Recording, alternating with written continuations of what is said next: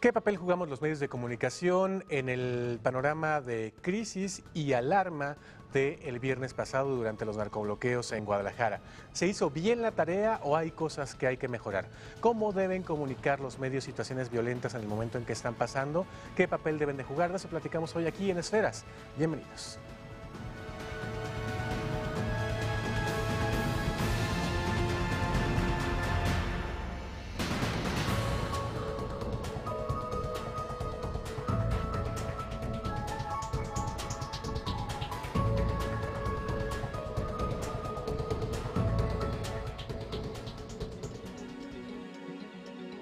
A la tarea de informar objetiva, veraz y oportunamente, hoy en día los medios de comunicación en México enfrentan exigencias en la manera y en los límites con que abordan los hechos y temas de violencia, aspecto preponderante en televisión, prensa escrita, radio y redes sociales. La actualidad del gremio periodístico exige una revisión en cuanto a las normas, procedimientos, alcances y ética que los profesionales de la información ofrecen como producto final. Los medios de comunicación de Jalisco han experimentado a últimas fechas eventualidades de grandes magnitudes que llaman a evaluar la pertinencia de los cómos de dichas coberturas periodísticas. Quédese en Esferas y comparta sus opiniones con nosotros.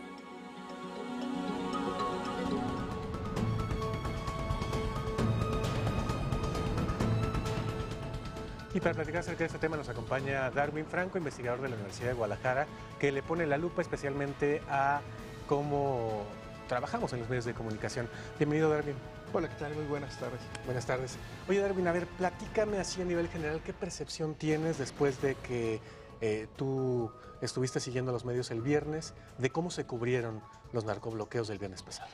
En esta situación creo que hay diversos matices que no solo están involucrados en el proceso de la comunicación de estos narcobloqueos, únicamente los medios, sino identifico, por ejemplo, el gobierno como un actor principal que tenía que haber conducido esa información, los medios como ese nexo, por ejemplo, y los ciudadanos que principalmente la mayoría de la información que se movió a través, por ejemplo, de lo que sea la gente, ya sea vía internet o lo que sea, por ejemplo, a través del celular, ¿no? A través de la llamada o los mensajes de texto, que fue donde se corrió prácticamente la voz de lo que ocurría mucho antes de lo que sucediera en los medios.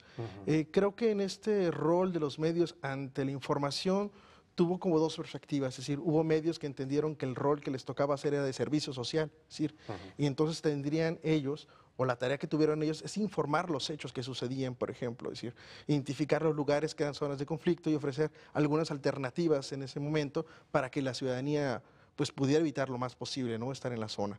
Pero hubo otros medios en la cobertura que yo seguí que más bien lo que hicieron fue hacer una especie de matización sobre lo violento, es decir, solamente dar el énfasis en los hechos violentos, en los ataques, en los granadazos, en los autobuses incendiados, en los trailers, sin realmente especificar o contextualizar o decirle a las personas, bueno, esto está pasando por esto, o esto está pasando por que es una parte de la reacción sobre el operativo que hubo a mediodía, ¿no? Entonces muchos medios solo se dedicaban a informar y entonces era un ataque tras otro, y entonces la situación de pánico pues era difícil que no se percibiera así, porque realmente de esa manera muchos medios estaban enmarcando esa realidad.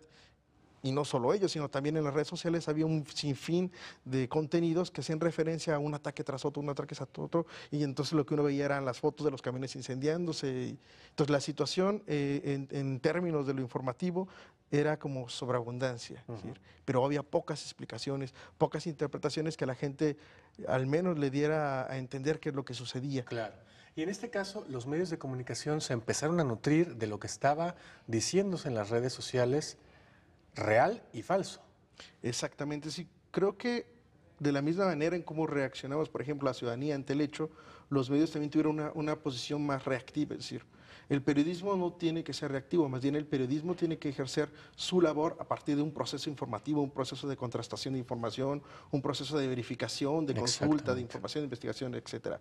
Pero creo que cuando sucedieron los hechos, ante la forma en cómo se mueve digamos, la información, la noticia o los hechos hoy, el periodismo de alguna manera está desbordado en ese aspecto. Es decir, no es posible para los medios tradicionales estar en todos lados. Lo que sí sucede, por ejemplo, con la gente que tiene esa posibilidad, ¿no? Que fueron los primeros que empezaron a decir un ataque aquí, un ataque acá.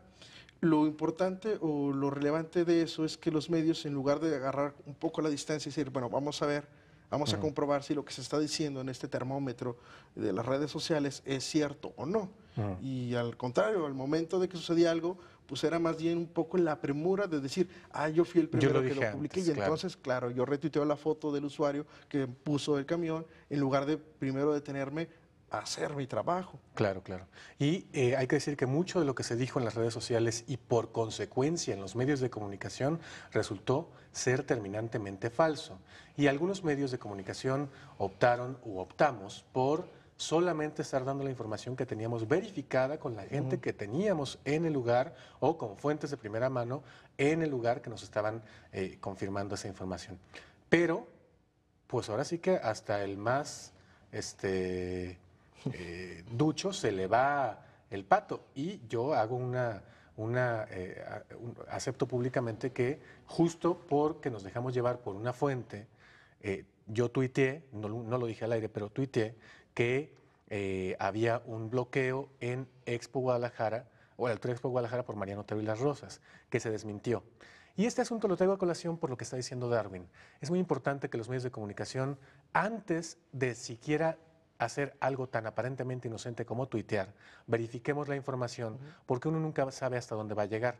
Y te ponía el ejemplo, Darwin, y con eso vamos a la pausa y seguimos platicando después de ella, de que este tuit en el que yo puse la información que nos pasaba una fuente que decía que estaba comprobado que había un bloqueo en Mariano Otero y Las Rosas, tuvo retweets hasta las 7:30 de la noche. Y media hora después, cuando comprobamos personalmente gente del Canal 44 que no estaba este bloqueo y que no había sucedido, ese tuit se murió a los 20 minutos. ¿A qué voy? A que efectivamente los medios de comunicación debemos de asumir una responsabilidad sobre lo que hacemos tanto al aire como en otras plataformas, como en este caso las redes sociales. Si quieres lo comentamos después de la pausa. Darwin Franco, investigador de la Universidad de Guadalajara. Estamos hablando acerca de cómo cubrieron los medios de comunicación los narcobloqueos. Usted, si tiene oportunidad, llámenos, estamos en vivo en esta edición de las 7:30 de la noche, 3636-1444 y 3656-3444. ¿Cómo vio usted el papel de los medios de comunicación el pasado viernes? ¿Se siente satisfecho como audiencia con lo que vio y escuchó? De eso regresamos a platicar.